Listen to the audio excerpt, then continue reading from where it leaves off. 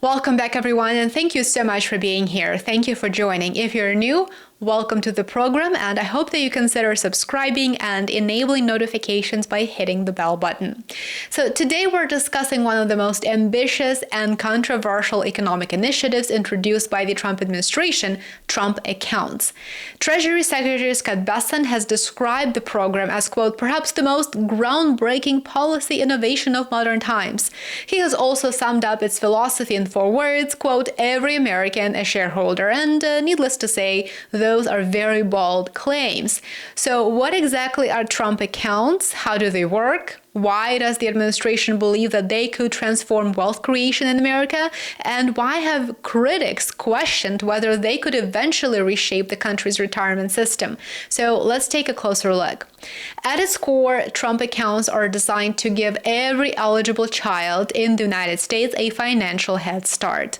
Under the program, each eligible newborn receives a $1,000 federally funded investment account shortly after birth. Rather than providing cash that is immediately spent, the money is invested in financial markets with the goal of growing over time through compound returns. The government's initial contribution is only the beginning in this case. Parents, grandparents, relatives, employers, and charitable organizations as well can contribute to the account over the child's lifetime. Now, that is going to be subject to annual contribution limits, which we will discuss in a second. The funds are intended to remain invested for many years, and withdrawals generally are going to be restricted until adulthood.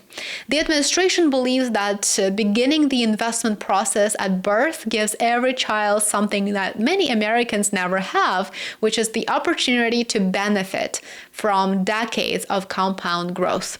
Scott Bessent argues that the program reflects an important reality about the modern American economy. The United States has one of the world's most productive capital markets, which generates enormous wealth through innovation, through corporate growth, and small businesses. However, ownership of those productive assets remains uneven. Many higher income households own stocks, retirement accounts, businesses, and real estate that appreciate over time, but millions of other Americans rely almost entirely on wages and own relatively few financial assets. According to Bessent himself, this imbalance contributes to America's growing wealth gap. Now, arguably, there are more important reasons, but we will leave those aside for purposes of today's video. So rather than focusing only on redistributing income after wealth has already been created, he argues that more Americans should participate directly in creating wealth by owning productive assets. And so that is the idea behind his slogan, which is every American a shareholder. The administration believes that broader ownership could strengthen household finances while also allowing more Americans to benefit directly from long-term economic growth. One of Bessent's most widely discussed claims concerns the power of compound interest. He argues that if these accounts receive regular contributions over many years and financial markets continue producing long-term returns similar to historical averages, some beneficiaries could accumulate portfolios worth more than $1 million by their late 20s. And so that prediction attracted considerable attention and criticism, of course. However, it is important to understand that it is not guaranteed. It depends on several assumptions. Financial markets would need to continue generating positive long-term returns. Families or other contributors would likely need to make regular contributions beyond the government's initial $1,000 deposit, and the funds would need to remain invested for decades. Markets inevitably experience recessions. They experience corrections and periods of volatility. Future returns may differ substantially from historical performance. But even so, Bessent argues that the mathematics of long-term compounding remain one of the most powerful wealth-building tools that are available to anyone today. Supporters also believe that Trump accounts could help reduce one of America's biggest economic inequalities, which is unequal ownership of assets. While public debate often focuses on income inequality, wealth inequality is equally important. Income measures what people earn. Wealth measures what they actually own. Households with financial assets such as stocks and retirement portfolios benefit when markets rise. Those who own few assets depend largely on employment income, which makes it much harder to accumulate wealth over time. So the administration believes Trump accounts could actually narrow this ownership gap by ensuring that every eligible child begins life with an investment portfolio. Supporters also argue that the program could encourage financial literacy, long-term saving, and greater participation in America's capital markets. The proposal has also generated significant criticism, as you would imagine.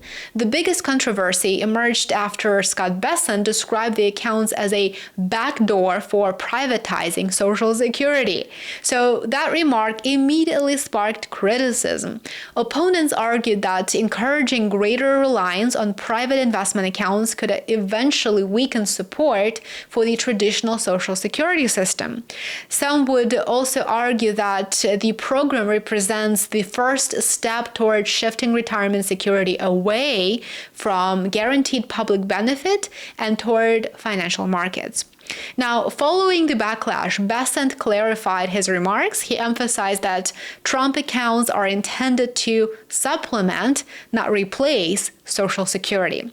The White House also stated that the program is designed to provide an additional source of long-term wealth rather than serve as an alternative retirement system. But even so, this highlights a broader philosophical debate. Supporters argue that expanding ownership of productive assets strengthens households and creates long-term prosperity, while critics counter that financial markets are inherently uncertain and should not become the primary foundation of retirement security. Let me know whether you fall within the first category or within the second category. I would love to hear from you in the comments below. Now, the timing of the initiative is also important.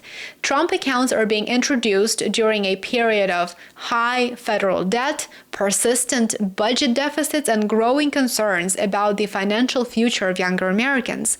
Many young families face rising housing costs, higher education expenses, and increasing difficulty accumulating wealth compared with previous generations. This is why we say that the American middle class is disappearing. Supporters here argue that giving every child an investment account from birth provides an earlier opportunity to build financial security, and critics question whether a relatively modest initial investment of just $1,000 can meaningfully address much larger structural economic challenges. There are also other people who believe that government resources could be more effectively spent on education, on healthcare, housing, infrastructure, or on reducing the national debt.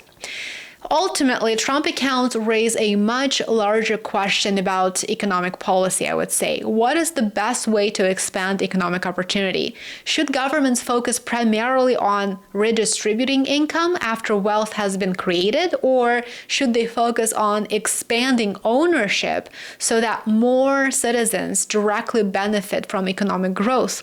Trump accounts clearly embrace the second approach, I would say. Rather than emphasizing redistribution alone, they seek to broaden ownership of productive capital. Whether the program ultimately succeeds will depend on participation rates, of course, on additional private contributions, on long-term market performance, and future political support. But for investors, for parents, and for policymakers, Trump accounts represent one of the most significant experiments in American wealth building policy in decades. If participation is is widespread and markets continue delivering solid long-term returns, the program could gradually expand household ownership of financial assets and reshape how future generations build wealth. But if participation remains limited or investment returns fall short of expectations, the program may prove less transformative than its supporters anticipate. Either way, the initiative has already sparked an important national debate about ownership, about investment, inequality, of course, also about retirement security and the role of government in promoting long-term prosperity. As Scott Bessent has made clear, his vision is simple: every American a shareholder. Whether that vision ultimately changes the American economy remains to be seen, but it is certain to remain one of the most closely watched economic experiments of the coming years. Thank you so much for watching. If you found this analysis informative, please like this video, subscribe to the channel, and share it with others interested in economics, in finance, and also in geopolitics. And let me know your thoughts in the comments below. Do you believe Trump accounts could actually change wealth creation in America, or do you think the program's long-term expectations are just too optimistic? Let me know in the comments below. I would love to hear from you. Thank you for watching, and I will see you in the next video.